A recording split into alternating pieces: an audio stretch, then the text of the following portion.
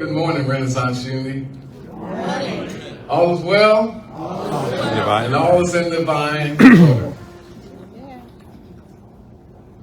I just want to go directly into the message this morning, if that's okay with you. Because I'm excited this morning because Reverend Rick is here.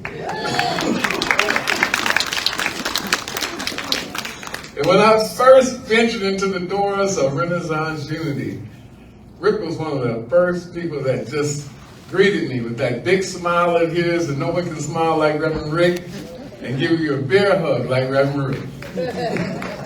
I love you, brother. Love you too, man. All right. Maybe I'll stand. Oh, we're going into affirmation. The affirmation is part of the affirmative message. And we know this, man. So I want you to just repeat after me with high energy and lots of conviction. Because again, this is an affirmation and we affirm in every word that we speak, right? Yes. The words we speak have power to transform us into something greater, greater, and greater. Don't we know this? Yes. And so let's repeat after me. Let's set it up. Set up the scenario. Just open it wide. Open up. Just repeat after me. In your most powerful, intentional voice. I am open. I am open To seeing the world. to seeing the world, Experiencing the world. experiencing the world Through the eyes through the eyes of divine power. of divine power, Love. love, And sound mind. and sound mind. For now, For now, I understand I that understand God that God has not given me has not given a me spirit of fear. a spirit of fear. I was blind, I was blind, but now but now I see. I see. I want you to look at people around you and say, I'm going to see a lot better after this 20-minute message. You may be seated. For God has not given us the spirit of fear, but of power, of love, and of sound mind.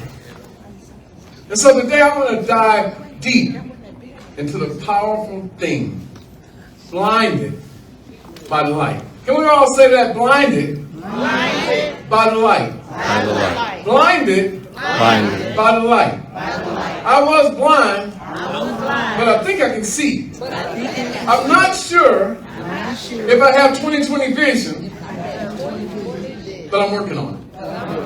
I'm working on it. I'm working on it. And so in the book of Matthew, in chapter 20, verses 29 through 34, there's an encounter between Jesus and two blind men. How many men? Two blind men. Now that passage reads, and I'm going to read it all. Now, as they went to Jericho, a great multitude followed him, and behold, two blind men sitting by the road. Where were they sitting? By the road. When they heard Jesus was passing by, cried out. What did they do? Cried out. Saying, have mercy on us, O Lord, Son of David. Then the multitude warned them that they should be quiet. What should they be? Quiet. Can you say be quiet? Be quiet. Just rudely say it. Be quiet. Be quiet. Shut your mouth.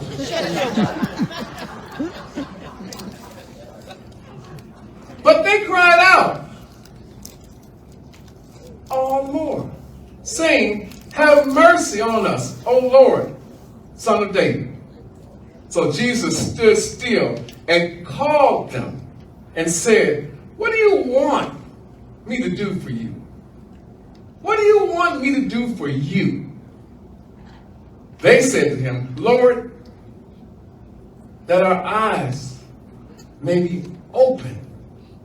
So Jesus had compassion and touched their eyes, and immediately, when? Immediately. Their eyes received sight, and they followed him. What did they do? Follow him. So I'm trying to figure out something. Maybe you can help me out. I'm not sure if you can, but will you try to help me out? I'm trying to figure something out, so can you try to help me out? The question is, if my eyes are shut, am I blind? No. I mean, if they're shut, am I blind?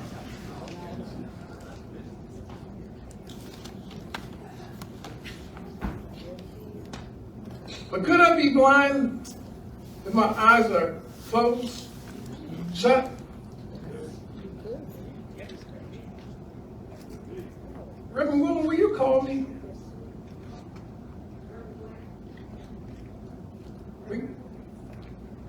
I hear you. I hear you. I hear you. But I'm having a hard time distinguishing where you're at. I can hear you.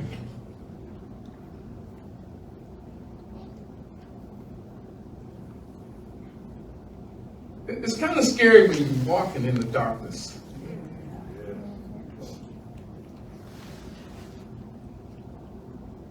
Startled me.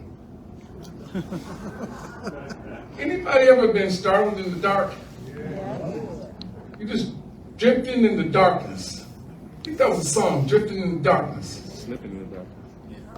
You think you hear a voice, but you're not sure. You're not sure if you hear the voice, you're not sure whose voice it is. But you're trying to teeter-totter, should I go that way? Or should I stay put in the darkness, in the blindness? Anybody ever just stood still, sat still, because you felt like you couldn't see your way forward? Has anybody felt that way? I know I have. Raise your hand if you've been in the same boat with me. Where you just stood still, sat, because you didn't know the way forward. That's been many times in my life, Michael. Well, I just didn't know the way forward, and so I stood still, I sat still, I didn't make a move. That's all of us. We come to that point on our journey where we have those stand still moments. And we don't know if there's a voice calling us forward. Can you repeat after me? When I am blind, I can't see. When I am blind, I'm blinded by the light. I was blinded by the light. Now understand what I'm trying to get us to come to understand, that sometimes there's a light that can be shining, even in the darkness of times, but when that light shines on us, sometimes our eyes are wide open to the point to where we may be blinded by the light. And we may not be ready for that light. And so what do? We close our eyes, or we do one of these things. We block out the light. Or we put on sunglasses to block out the light. Because we're not ready for the light. What about when we're at home? Don't we pull the shades if the light is too bright? If we're driving in our car, don't we pull down the visor to block out the light? So my question for you this morning is, are you blocking out the light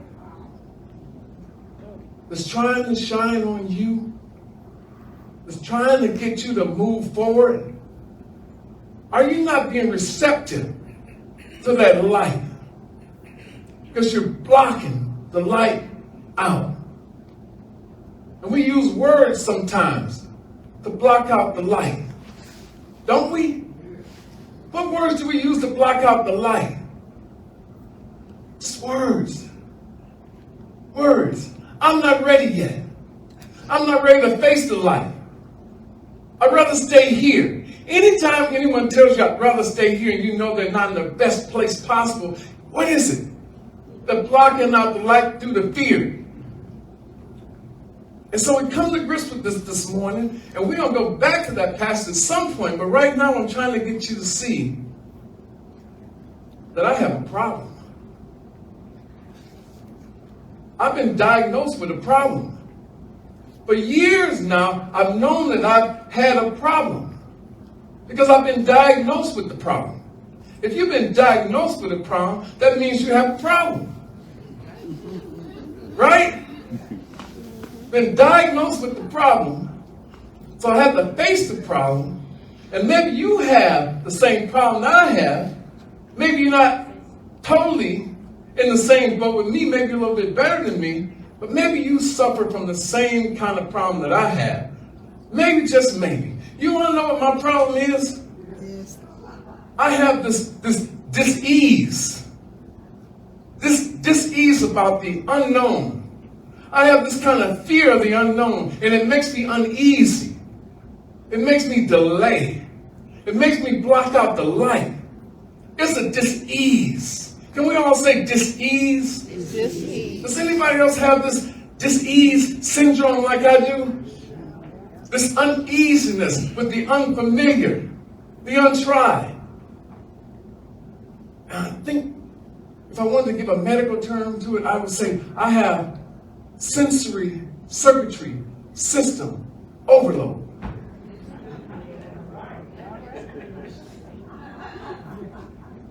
I made up that diagnosis for myself.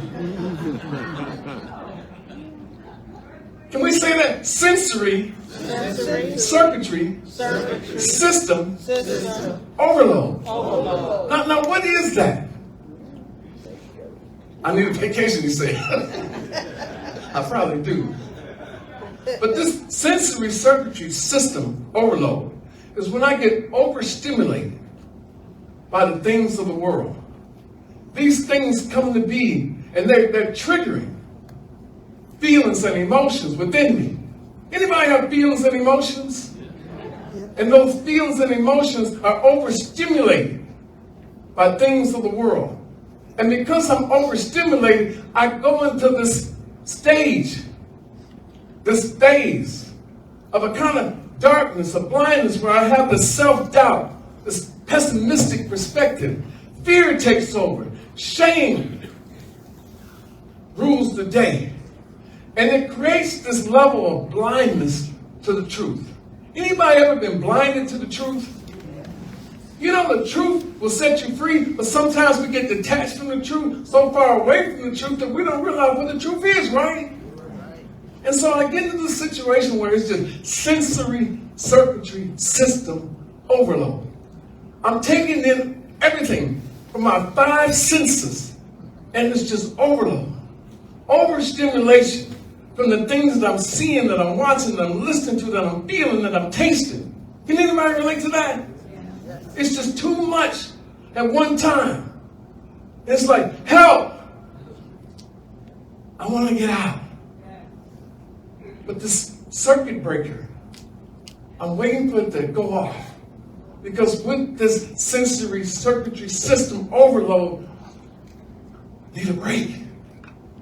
Anybody need a break from being overstimulated by your senses to the point to where the truth is blinded to you? And that's where we're at this morning. And so you see, Jesus healing those blind men. So we've been on this journey now. And we talked last week about what? The whole idea of what? Being commissioned. Being commissioned on assignment. And your assignment is to spread the good news. But if I have this sensory circuitry system overload, I can't tell the truth from a lie. What's false? What's real? And so in this place, we look at that passage and we say Jesus healed 2 blind men. And we think about it from the physical stance, right? Physical sight. They can see now. And then we say the old thing, I was blind, now I see. But it really doesn't have any meaning, right? Unless we go deeper into this encounter that they had. Can we go a little bit deeper into the encounter that we had? Because if we go a little bit deeper, I think we can get to the point where that sensory circuitry system that's being overloaded will move us into a point where our ego will be put in check, and we won't use the judgment, the resentment that the ego allows us to express. Anybody ever express their ego? But let go of your ego. Remember that old commercial? Let go of my ego. Let go of your ego. Can we just say that? Let go of my ego. Let go of my ego. Our egos prevent us from allowing ourselves to do the most important thing, Steve, that we can do when we're facing blindness. I mean, it's the most essential thing we can do when we don't know the path forward.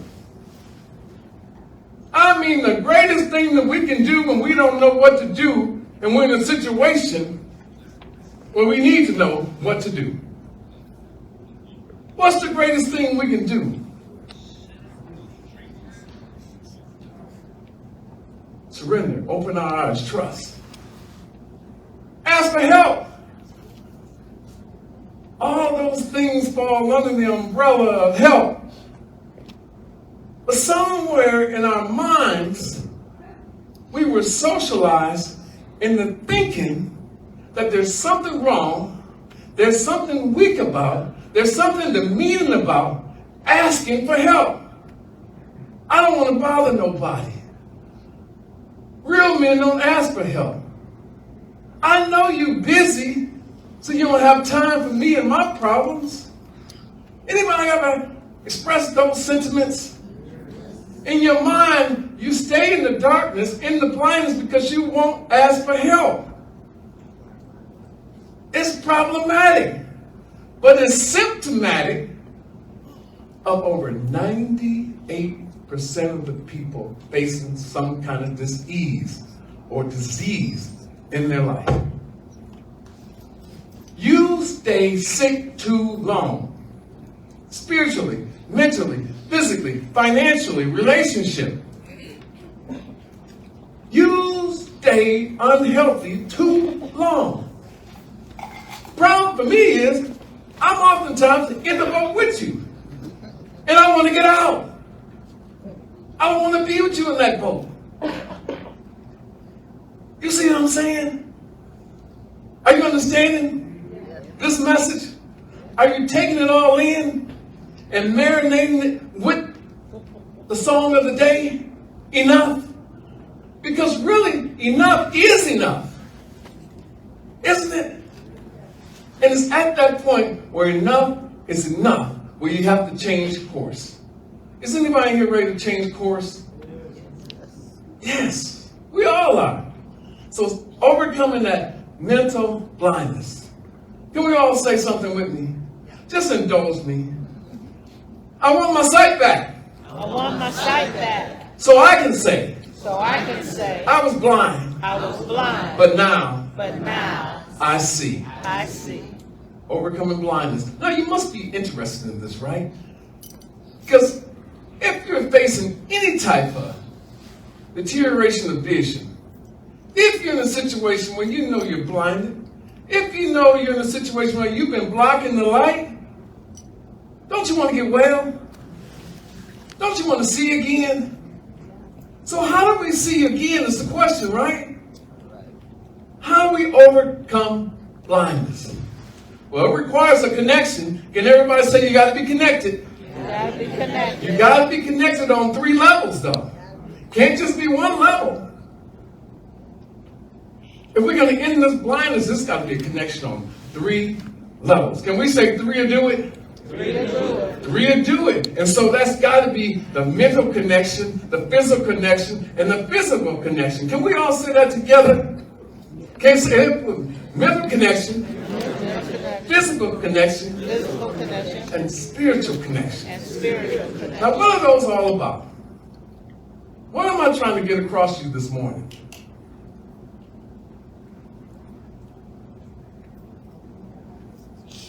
I don't want you blind anymore.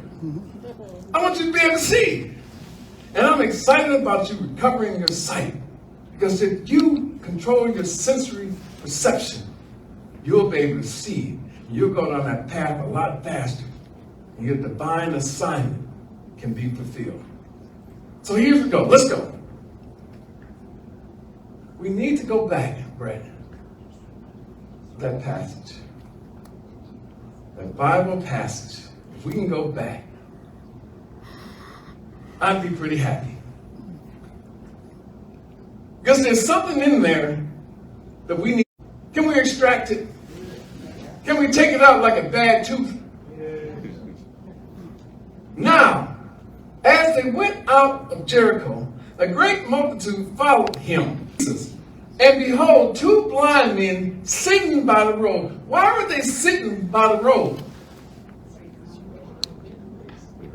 They were waiting, doing nothing. Exactly, Michael. Reverend Michael knows the answer to that. They were sitting by the road doing absolutely nothing. Like sitting on the dock of the bay, Watching the tide. watching time roll away. You remember that song? Sitting on the dock of the bay, watch Sam Cooke. So that's what they were doing. They were doing nothing when they heard that Jesus was passing by. What was Jesus doing? Passing by. Passing by means what? Traveling, moving along the journey of life, right? And so you got this dichotomy. You got two blind men sitting by the road, not on the journey of life, just sitting there, not moving forward. And then you got Jesus passing by, meaning that he's in full motion on the journey of life. Now, which one are you? Are you one of the blind men? Or are you the Christ Jesus? Huh? We're not going to ask you to raise your hand. But I am going to ask you to just blink your eye. Blink your right eye if you one of the blind men. Blink the other eye if you Jesus. And so, but they cried out. Why did they cry out? They cried out because they saw the moment. And they were determined to seize this moment, right? And so they cried out saying, have mercy on us, O Lord, Son of David. What is mercy?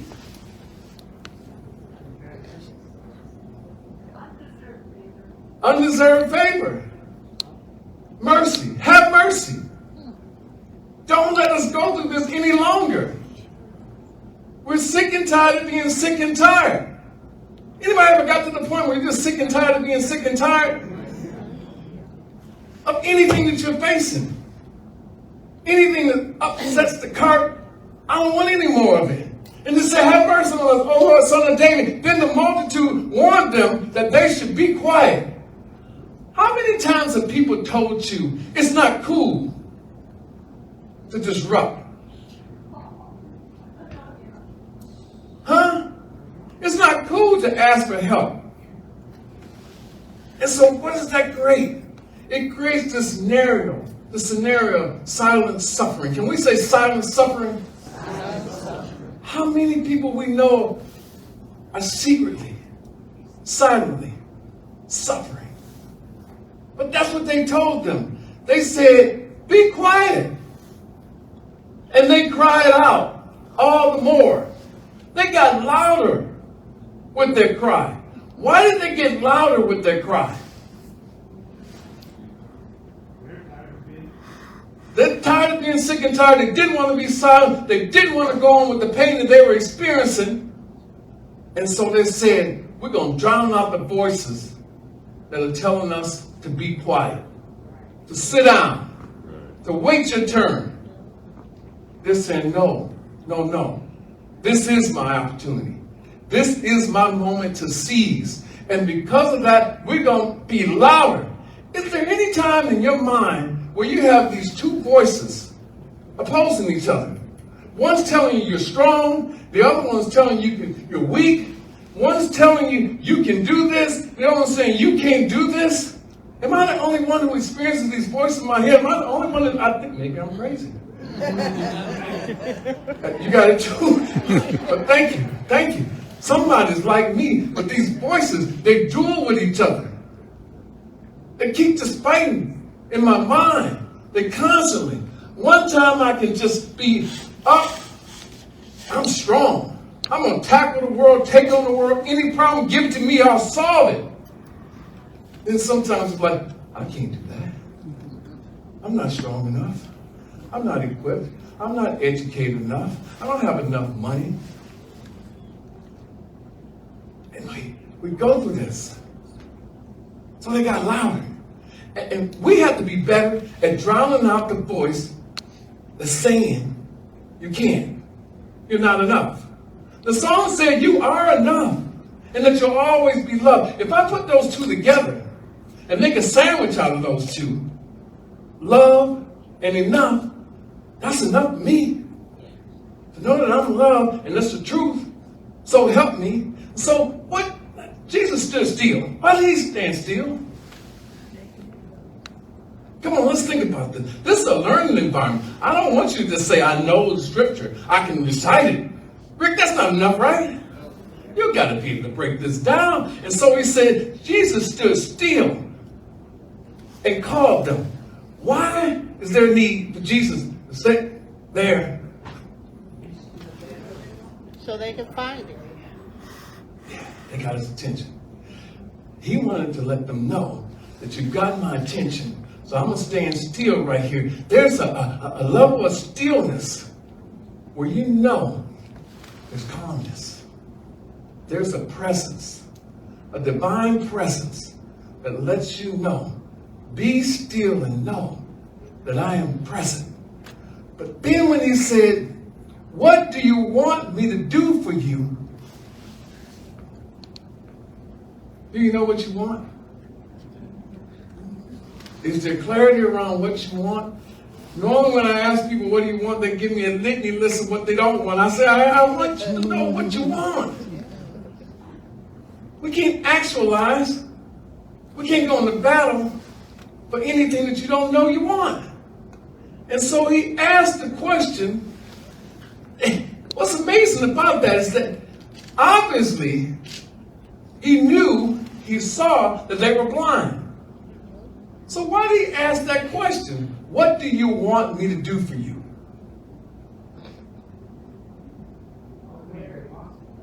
All things are possible, but sometimes we make the assumption because somebody has this infirmity, this dis-ease, that they want to be healed. But sometimes they don't. And so Jesus is trying to gain clarity, Leah, but do you want to be healed? Do you want to get better? Do you want something different? Do you want to access the power, dominion, and authority that you have? Do you want to? Yes. Are you serious about this? Do you really want to see? And so he asked them, what do you want me to do for you? They said to him, Lord,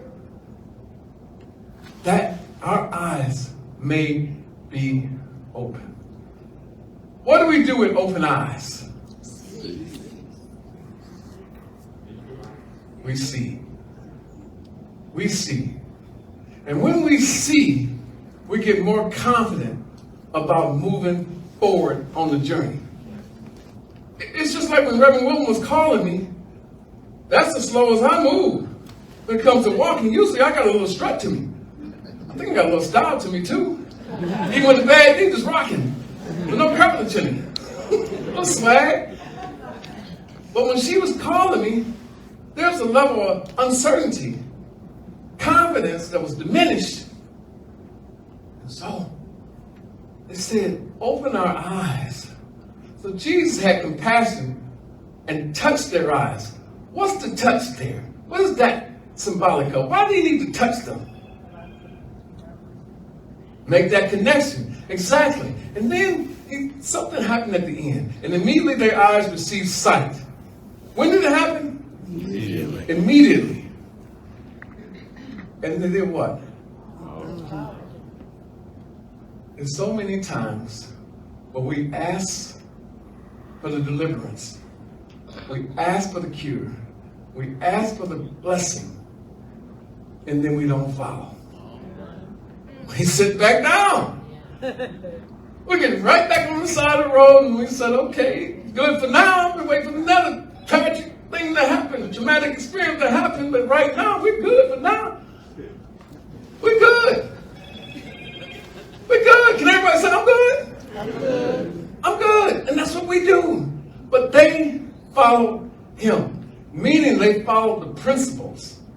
They became disciplined disciples. Can we say disciplined disciples? Now, there's no doubt in my mind that everyone in here is here because they want to be a disciple. But the question is, do you want to be a disciplined disciple?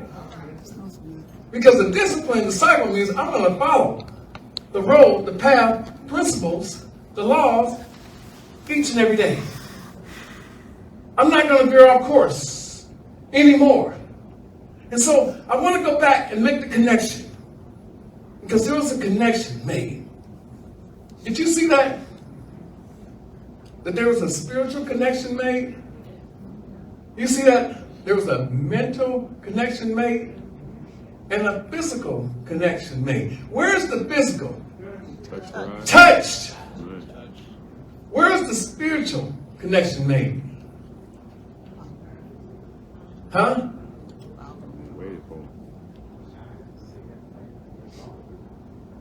Okay, say it out loud. Got the mental. When was the mental made? The mental was when he called him. There was a connection there. I'm here. I see you. You're not lost. I know you. I know you. And so he makes this mental connection with them by calling them. He makes this physical connection when he touches them. And what's the last one? Spiritual connection. When was the spiritual connection made? He healed them. When they followed him. Can everybody say, good God Almighty, they followed him? They followed him. And so, the moral of the story is, sometimes you got to be radical. Radical and break away from the mindset of the crowd. Why are you doing that? Why are you having that drink? I thought you was all about, well, I'm just being social. Why are you eating that? You're a vegetarian. Well, I just want to do what everybody else is doing since we're here already anyway. And they prepared this nice meal for me. Why are you dressing like that? Well, I thought it was in, I know I'm 60, but, why not wear a mini dress?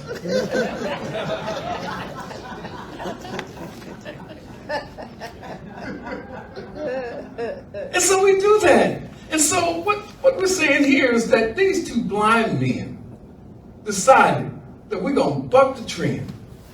And even more so than that, they decided, and this is the last part of the message, Reverend Wilton. If I got a chance to make an ask, I better get my ask in order. Can we say, I better get my ask in order? In order. Y'all slipping on me. I heard some other things than that. But that's what we're saying. You better know what you want. Dr. Hicks is giving a workshop this morning. And it's centered on the topic of spring cleaning. But part of that workshop is about removing those things that no longer serve you so you can make room for new. Making room for new means that I'm going to align my thinking, my words, my action to what I want. And in prayer and meditation, I'm going to make an ask. I don't want to make an ask of myself that's not noble and worthy of the power that I have. And so I've got to get my ask in order. And so all I'm doing is asking you for the next 8 hours, put yourself on high alert to what you want to make your ask do for you. Can we do that? Get in the right state of mind for the right ask. Ask, seek, knock. It's a process along the journey of fulfilling your divine assignment. Let's say that. Ask, seek, knock. You can't just ask, because you have to seek, meaning I have to be in motion find what I want. And like Reverend Wilman said, you keep walking forward.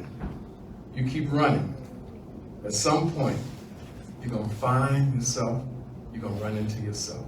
And that's where we want to be, right? To find our true selves.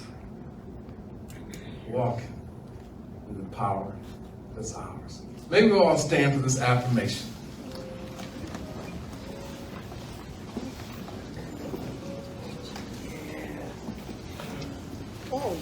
It's messages like this that bring me clarity, Steve.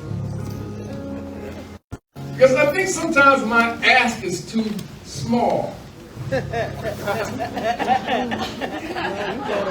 here. Y'all something. Can I get a break? They won't give me a break, brother. No, you get no breaks here. This is real. We got to think bigger. Fill up the whole screen. We got to make that big ask. And that big ask will work for us. Because all things become aligned